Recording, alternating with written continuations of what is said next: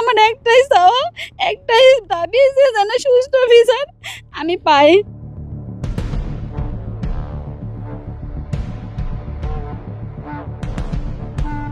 আমি আবার বলছি যে তুমি কনে যাচ্ছ, তা কাছে যে এরকম পুলিশ আসছে আমার ধরতে, তা তুমি ঘরে থাকো, আমি একটু যাচ্ছি আমার ভাইপোদের বাসায় যাচ্ছি, তুমি হলো ঘরে থাকো।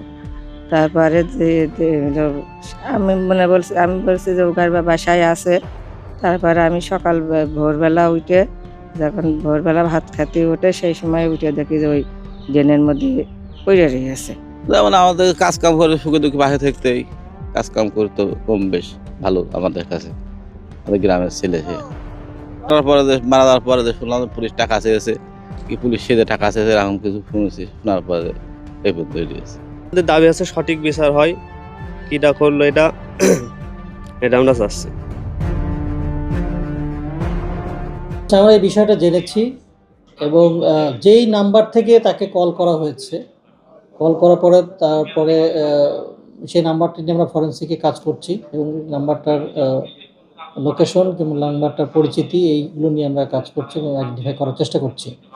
এবং পরিবারদের কাছে আমরা যখন এগুলো জিজ্ঞাসা করা হয়েছে, তখন পরিবার আমাদেরকে জানিয়েছে যে না, এই আতঙ্কে, গ্রেপ্তার আতঙ্কেই সে